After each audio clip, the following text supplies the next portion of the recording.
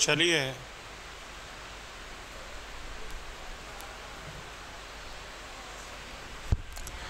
बच्चों, आज की क्लास स्टार्ट करते हैं और चैप्टर का नाम है आपका हाउस प्रॉपर्टी। चैप्टर का नाम है हाउस प्रॉपर्टी। तो हम हाउस प्रॉपर्टी पढ़ने वाले हैं। हम हाउस प्रॉपर्टी का मतलब क्या होता है, क्यों टैक्स होता है, कैसे होता है, थोड़ा सा लेंदी चैप्टर है, सारे पार्ट्स डिस्कस करेंगे, थियोरी भी प्रैक्टिकल भी। तो सबसे पहले कौन सी इनकम हाउस प्रॉपर्टी हेड में टैक्स होती है, कैसे टैक्स होती है, देखिएगा, लिख लीजिए। Any rental income from a building, any rental income from a building is taxable under the head house property, is taxable under the head house property. Building may be a residential building or commercial building। तो building कौन सी हो सकती है? Residential building भी हो सकती है, commercial building भी हो सकती है। कोई भी बिल्डिंग से आने वाला किराया हाउस प्रॉपर्टी हेड में टैक्स होता है। वो जो बिल्डिंग है वो गोडाउन हो सकता है, कोई फैक्ट्री हो सकती है, कोई शॉप हो सकती है, कोई रेजिडेंशियल प्रॉपर्टी, अपार्टमेंट, कोठी, कुछ भी हो सकता है। जो रेंटल इनकम आएगी वो हाउस प्रॉपर्टी हेड में टैक्स होगी। ये लॉ में लिखा हुआ है, ये कंडीशन है। हाउस प्रॉपर्टी हेड में बच्चे एक ज़बरदस्त फ़ायदा मिलता है। 5 हेड्स ऑफ इनकम होते हैं। इस हेड में टैक्स करने का एक ज़बरदस्त फ़ायदा है। फ़ायदा क्या है? जितनी आपकी रेंटल इनकम होती है उसका सिर्फ 70% ही टैक्स होता है। रेंटल इनकम का ओनली 70% टैक्स होता है। इसलिए हर पर्सन अपनी इनकम को इस हेड में, हाउस प्रॉपर्टी में टैक्स करना चाहता है। तो सरकार को भी ये बात पता है, इसलिए सरकार ने 3 कंडीशंस लगा दी हैं। कि जो पर्सन इन तीनों कंडीशंस को फुलफ़िल करेगा तभी जो इनकम होगी वो हाउस प्रॉपर्टी हेड में टैक्स होगी, अदरवाइज़ टैक्स नहीं होगी। तो देखिए वो 3 कंडीशंस कौन कौन सी हैं जो फुलफ़िल करनी है हाउस प्रॉपर्टी हेड में इनकम को टैक्स करने से पहले। ये 3 कंडीशन फुलफ़िल हो जानी चाहिए, तभी इनकम इस हेड में टैक्स हो सकती है, अदरवाइज़ टैक्स नहीं होगी। तो लिखेगा income will be taxed under the head house property only when the following 3 conditions are satisfied। तो जब ये 3 कंडीशन फुलफ़िल हो जाएंगी तभी कोई इनकम हाउस प्रॉपर्टी हेड में टैक्स हो सकती है, अदरवाइज़ टैक्स नहीं होगी। कंडीशन क्या है? पहली कंडीशन है there must be a building और a building with the land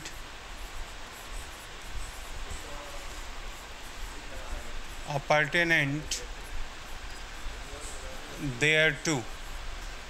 तो पहली कंडीशन लिखी है लॉ में, there must be a building और a building with the land appurtenant thereto। ये जो वर्ड है appurtenant, appurtenant का मतलब होता है अटैच्ड। तो इसका मतलब क्या हो गया, लॉ में क्या कहानी लिखी है? लॉ में लिखा है एक, जैसे कि ये देखिए ये घर है, तो ये घर होना ज़रूरी है।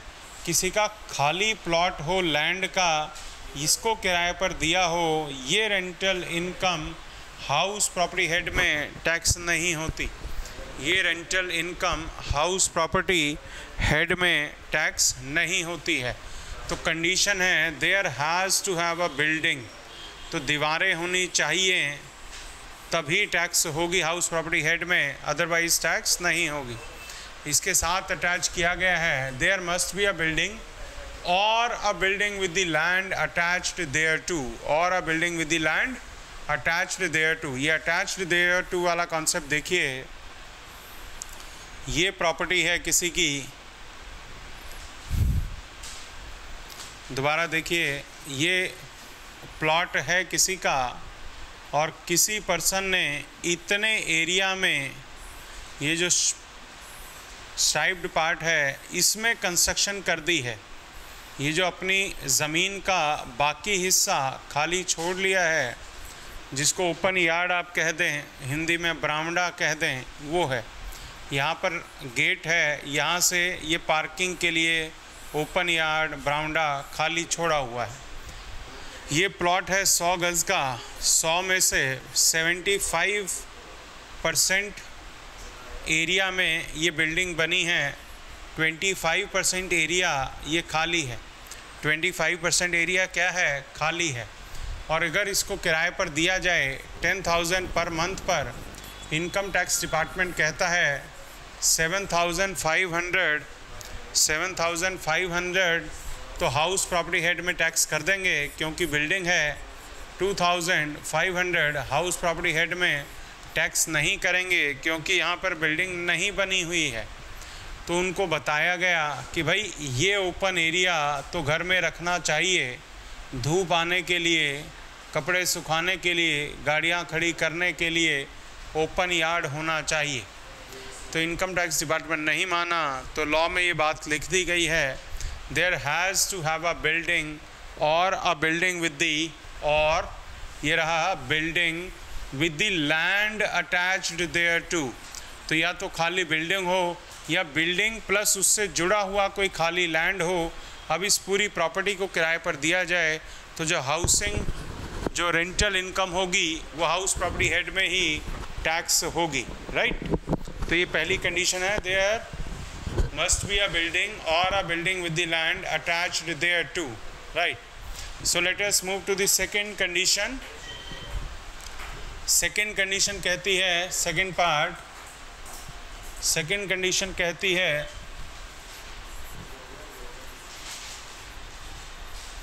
Receiver of the rent must be the owner of the property, owner of the property and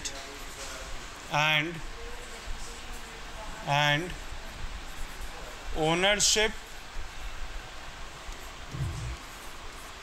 includes deemed ownership also। तो दूसरी कंडीशन कहती है receiver of the rent must be the owner of the property and ownership includes deemed ownership also। तो receiver of the rent must be the owner of the property। क्या case है देखिएगा, ये एक प्रॉपर्टी है, ये दो मिस्टर ए हैं, मिस्टर बी हैं। प्रॉपर्टी मिस्टर ए की है, मिस्टर ए जो हैं वो गुरुग्राम में रहते हैं। ये प्रॉपर्टी कहाँ है? दिल्ली में प्रॉपर्टी है बेटा। प्रॉपर्टी कहाँ है? दिल्ली में। बी जो है वो प्रॉपर्टी डीलर का काम करते हैं दिल्ली में ही। तो बी ने ए को कहा, भाई साहब आप बार बार गुड़गांव आते हैं, गुड़गांव से दिल्ली आते हैं, एक काम करिए आप मुझे ये प्रॉपर्टी 8,000 रुपये महीने पर किराए पर दे दीजिए। ए ने कहा ठीक है, और बी ने ये प्रॉपर्टी किराए पर ले ली है 8,000 रुपये महीने पर। बी ने फर्दर ये प्रॉपर्टी किसी को आगे लेट आउट कर दी है सी को, और सी को बोला भाई इस प्रॉपर्टी का किराया है 13,000 रुपया महीना। किराया कितना है? 13,000 पर मंथ। तो इस केस में अगर आप देखेंगे बी 13,000 रुपया लेगा, 8,000 रुपया ए को रख दे देगा और 5,000 रुपया खुद कमा लेगा। तो ए को जो मिला 8,000 रुपया, ये इसके लिए हाउस प्रॉपर्टी हेड की इनकम है, क्योंकि सेकंड कंडीशन कहती है receiver of the rent must be the owner of the said property. पर क्या यहाँ पर बी जिसको 13,000 रुपया किराया मिल रहा है, जिसका बेनिफिट उसको 5,000 रुपये महीने का है, क्या बी ओनर है इस प्रॉपर्टी का? Answer is no. प्रॉपर्टी का ये ओनर नहीं है, तो ये इनको इनकम हाउस प्रॉपर्टी हेड में टैक्स नहीं होगी। हाउस प्रॉपर्टी हेड में ये इनकम टैक्स नहीं होगी, राइट। एंड तो इसलिए सेकंड कंडीशन लगाई है receiver of the rent must be the owner of the property. Ownership includes, ये जो बेटा डीम्ड ओनर है ये सेक्शन 27 में डिस्कस करेंगे। थियरी का क्वेश्चन आता है इसमें 5 नंबर का, बड़ा इंपॉर्टेंट क्वेश्चन है डीम्ड ओनरशिप पर। बड़े अच्छे प्रोविज़न गिवन है लॉ में, डीम्ड ओनरशिप पर सेक्शन 27 है, ये डिस्कस करेंगे थोड़े समय बाद, राइट। तीसरी कंडीशन कहती है, तो ये 2 कंडीशन हैं।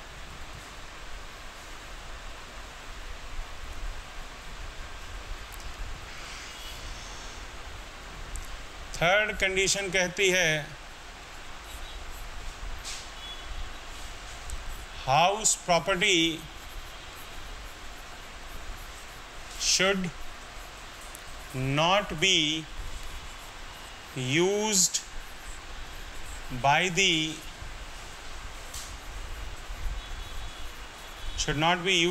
SSC for his owned business or profession। इस प्रॉपर्टी का आप यूज़ नहीं करेंगे अपने ही बिजनेस या प्रोफेशन के लिए। He should not B, house property should not be used by the SSC for his owned business और प्रोफेशन। अपने बिजनेस या प्रोफेशन के लिए इसका यूज़ नहीं करेंगे। तो देखिए ये कहानी क्या लिखी है, इसको एक आसान से एग्जाम्पल से समझ लेते हैं। मिस्टर एक्स हैं, इस बिल्डिंग में वो बिज़नेस करते हैं। बेटा ये बिज़नेस यहाँ पर कर रहे हैं तो profit and loss account but obvious है बनाएंगे। इस बिज़नेस से इनको PGBP हेड की जो इनकम आती है वो 10 लाख रुपया है। इनकम कितनी आती है? 10 लाख रुपीज़। अब ये प्रॉपर्टी अगर किराए पर दी होती तो किराया आता। इन्होंने क्या किया, अपने आप को ही, अपने ही बिज़नेस को, अपनी ही प्रॉपर्टी किराए पर दे दी है, और किराया है 25,000 रुपया महीना। तो अपने फर्म के P&L अकाउंट में रेंट डेबिट किया है 3 लाख रुपीज़ पर एनम का। जब 3 लाख रुपया पर एनम का रेंट डेबिट करेंगे हम P&L अकाउंट में, तो ये PGBP की इनकम 10 लाख नहीं रहेगी। 3 लाख का खर्चा हो गया है, तो PGBP की जो इनकम होगी वो हो जाएगी 7 लाख। 10 लाख पहले थी, 3 लाख का रेंट माइनस किया, बिजनेस की इनकम 3 लाख रुपया कम हो गई, और PGBP हेड की इनकम मिस्टर एक्स के लिए रह गई 7 लाख। जब आप मिस्टर एक्स के लिए हाउस प्रॉपर्टी की इनकम निकालेंगे, मैंने अभी आपको बताया था इस हेड में एक मेजर बेनिफिट अवेलेबल है। जितना भी रेंट आता है उसका सिर्फ 70% टैक्स होता है। कितना परसेंट? 70%। तो 3 लाख का 70% आप देखेंगे 2,10,000। बेटा इस बंदे की खुद की हाउस प्रॉपर्टी इनकम 2,10,000, और पीजीबीपी की income 7 lakh, gross total income हो गई 9,10,000। अगर ये सरकार इसको डेबिट नहीं करने देती तो सिर्फ पीजीबीपी की इनकम थी 10 लाख और जीटीआई कितना था, 10 लाख रुपीस था पहले। इनकम टैक्स डिपार्टमेंट को समझ आ गया कि बंदा बेवकूफ़ बना रहा है आईटी डिपार्टमेंट को, आप खुद को रेंट कैसे देंगे। तो इनकम टैक्स डिपार्टमेंट ने कहा ये काट दीजिए। सरकार ने कहा, इनकम टैक्स डिपार्टमेंट ने कहा पीजीबीपी चैप्टर में, कौन से चैप्टर में कहा है, बिजनेस प्रोफेशन वाले हेड में कहा कि अगर आप अपने आप को रेंट देते हैं तो ये पीएनएल अकाउंट में हम आपको डेबिट नहीं करने देंगे। ये कहा गया पीजीबीपी चैप्टर में। जब बेटा यहाँ डेबिट नहीं होगा तो यहाँ हाउस प्रॉपर्टी की इनकम कैसे बनेगी। जब पीजीबीपी में अलाउड नहीं है तो हाउस प्रॉपर्टी की इनकम कैसे बनी। तो ये अलाउड नहीं है तो पीजीबीपी कितना रहेगा, 10 लाख रहेगा। यही तो तीसरी कंडीशन थी कि आप अपनी ही प्रॉपर्टी में अपना बिजनेस नहीं करेंगे। नहीं करेंगे का मतलब कि आप रेंट डेबिट नहीं करेंगे, और अगर करते हैं डिसअलाउ हो जाएगा। ये खर्चा इनकम टैक्स डिपार्टमेंट नहीं मानता है। तो इसका मतलब तीसरी कंडीशन दोबारा पढ़ लीजिए, अब आपको कहानी समझ आ जाएगी। देखिए क्या लिखा है, their house property should not be used by the assessee for his owned business and profession.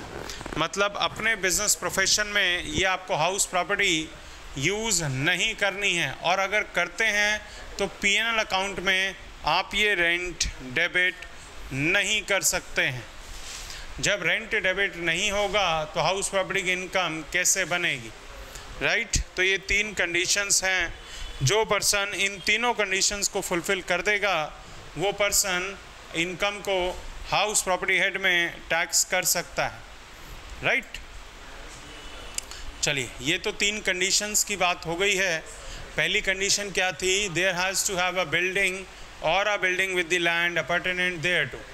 Second condition क्या है, receiver of the rent must be the owner of the property and ownership includes deemed ownership also. तीसरा condition है, property should not be used by the assessee for his owned business and profession head. ये 3 conditions लगाई गई हैं, right. अब house property head में tax कैसे निकालते हैं, पहले प्रैक्टिकल क्वेश्चन देख लेते हैं 1-2, तो कहानी समझ आ जाएगी। देखिएगा, हेडिंग डालिएगा calculation of income under the head house property. पहले नोट कर लीजिएगा, बाद में इसको समझ लेते हैं। मेरे साथ साथ लिखिएगा, municipal value,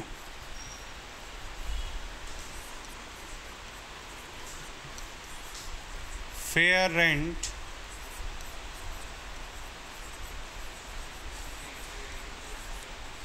standard rent. Municipal value, fair rent, standard rent, ये आ गया। एक्सपेक्टेड रेंट, फिर आ गया रेंट रिसीव्ड और रिसीवेबल, RRR। इसको कंपेयर किया तो हमारे पास आंसर आ गया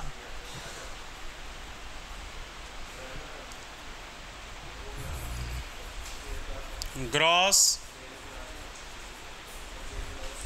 annual value. Gross annual value में से कुछ माइनस हो जाता है, जिसे बोलते हैं म्यूनिसिपल टैक्सेस। जो आंसर आया उसको बोलते हैं नेट एनुअल वैल्यू, NAV।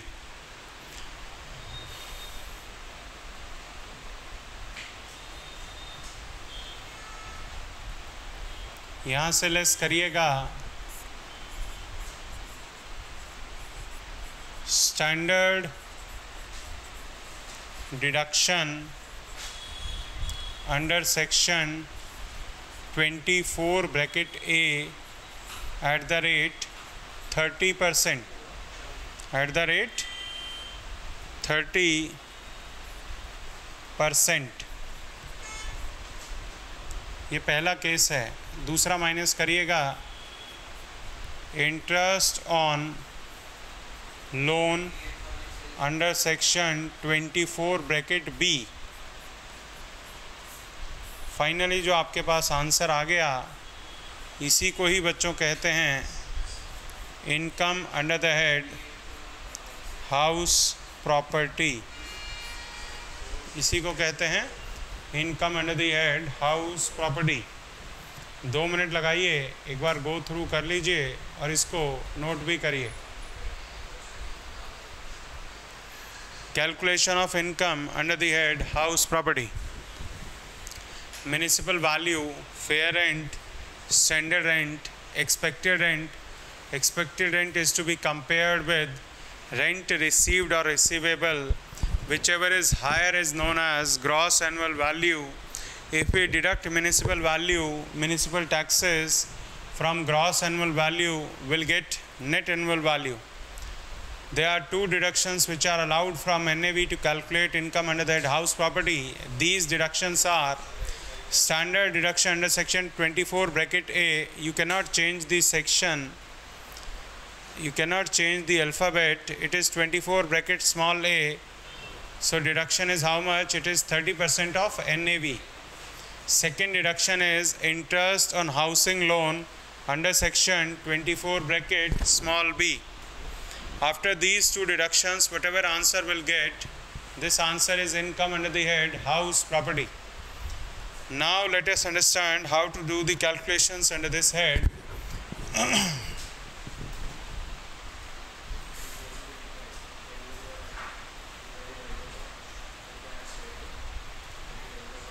देखिएगा, अब इसको शॉर्ट में लिख लेते हैं, विच इज़ MVFR/SR। इससे आया था ER, right? So let us understand these concepts. What is municipal value? The minimum value given by the municipal authority, the minimum value given by the municipal authority on which your property can be let out is known as municipal value. तो municipal value क्या होती है? जो municipal authority आपको दे दे, जो कम से कम value है, इतना तो किराया इससे कम हो ही नहीं सकता, इसको बोलते हैं म्युनिसिपल वैल्यू। दूसरा कॉन्सेप्ट है फेयर रेंट का। फेयर रेंट, ये फेयर रेंट क्या होता है? एक बहुत बड़ा जंगल है, उसमें एक ही घर है, तो बताइए किराया कितना होगा उस घर का?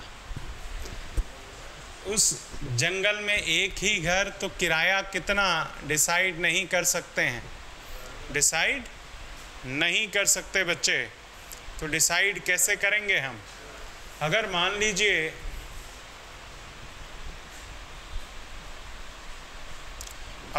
लीजिए मैं जहाँ रहता हूँ वहाँ पड़ोस का किराया 25,000, तो अगर मैं प्रॉपर्टी किराए पर दूंगा तो कितने पर दूंगा जी? सेम 25,000 रुपये पर। जब पड़ोस वाला घर 1 महीना पहले 25,000 रुपये महीने पर गया है किराए पर, तो मेरा घर भी कितने पर जाएगा अगर मैं रेंट पर दूंगा? तो 25,000 रुपये महीने पर। साथ वाली प्रॉपर्टी बिल्कुल रॉ फ्लैट है और 20,000 रुपये महीना किराया है। मैंने घर फुली फर्निश कराया है, तो मेरा घर 24,000 25,000 रुपये महीने पर होगा। साथ वाला घर रॉ फ्लैट 20,000 पर है, आपका फर्निश्ड घर है, तो 25,000 रुपये महीना किराया होगा। तो what is fair rental value? The rent which is being fetched by the similar property in your area, the rent which is fetched by the similar property in your area is known as fair rent. तो भाई किराया कैसे decide होता है कि पड़ोस में क्या किराया चल रहा है? नेक्स्ट है स्टैंडर्ड रेंट। नेक्स्ट है स्टैंडर्ड रेंट। ये स्टैंडर्ड रेंट क्या होता है बेटा? जो प्रॉपर्टीज़ रेंट कंट्रोल एक्ट के अंदर आती हैं वहाँ मैक्सिमम सीलिंग तय कर दी जाती है कि मैक्सिमम किराया इतना होगा। वो जो मैक्सिमम किराया तय किया गया है उसी को बोलते हैं स्टैंडर्ड रेंट। तो 3 वैल्यूज़ हमने डिस्कस कर ली, municipal value, fair rent, standard rent. I repeat, municipal value क्या होती है?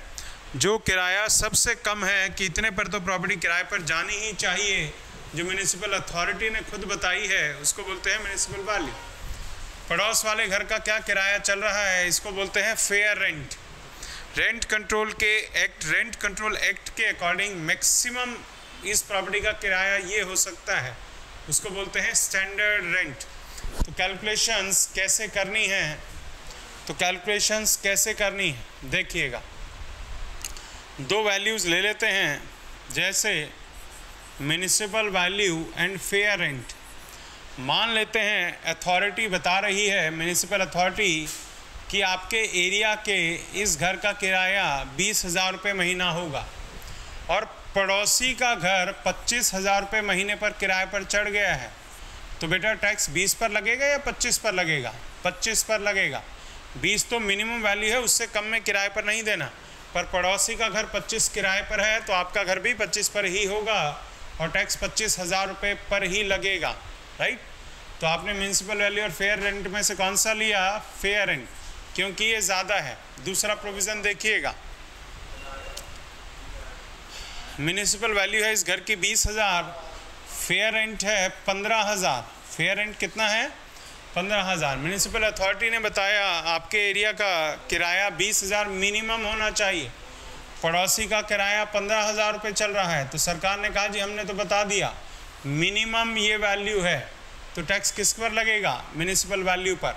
तो इसका अंदर रूल कहता है म्युनिसिपल वैल्यू और फेयर रेंट, इनमें से जो हायर वैल्यू होगी उसे हमें कंसीडर करनी है। म्युनिसिपल वैल्यू और फेयर रेंट में से जो हायर वैल्यू होगी हमें वो कंसीडर करनी है। स्टैंडर्ड रेंट, राइट, इनमें से हमने 20,000 रुपये ले लिया। रेंट कंट्रोल एक्ट कहता है कि 12,000 रुपये से किराया ज़्यादा नहीं होना चाहिए। बेटा रेंट कंट्रोल एक्ट पार्लियामेंट से पास है, पार्लियामेंट जो कह दे उससे बड़ा कुछ नहीं है, लॉ बना गया है। तो इसका अंदर इस हायर वैल्यू का हम कंपेयर करेंगे स्टैंडर्ड रेंट से। तो 20,000 को मैं कंपेयर करूं किससे? 12,000 से। और एज़ पर लॉ 12,000 से किराया ज़्यादा हो ही नहीं सकता, तो इसका अंदर 12,000 वैल्यू ही कंसीडर की जाएगी टैक्स पर्पसेस के लिए। कितनी वैल्यू कंसीडर की जाएगी? 12,000, 12,000 रुपया, राइट। दूसरा प्रोविज़न, मान लेते हैं ये जो 12,000 है ये 22,000 रुपया गिवन है रेंट कंट्रोल एक्ट में कि भाई मैक्स टू मैक्स 22,000 हो सकता है। इनका कंपैरिजन करिए, पहले MVFR whichever is higher is how much? 20,000। तो इस 20,000 को हम कंपेयर करेंगे स्टैंडर्ड रेंट से। बेटा 20,000 पे टैक्स लगाएं या 22,000 पर? 22,000 तो मैक्सिमम किराया है, तो टैक्स लगेगा 20,000 रुपये पर, क्योंकि इनमें से जो हायर है। तो एज पर लॉ इस हायर वैल्यू को कंपेयर करते हैं स्टैंडर्ड रेंट से। Whichever is lower is known as expected rent. तो इसको लिख लीजिए, कैसे इसको लिखिएगा, देखिए कैसे लिखेंगे इसको। ये देखिए, municipal value, fair rent, standard rent, इसका कंपैरिजन इससे करेंगे। जो भी हायर वैल्यू होगी उसको कंपेयर करेंगे स्टैंडर्ड रेंट से। इनमें से जो भी लोअर वैल्यू होगी, इस लोअर वैल्यू को ही कहते हैं expected rent. This lower value is known as expected rent. Lower value को ही क्या कहते हैं? Expected rent. तो मान लेते हैं कभी एक्सपेक्टेड रेंट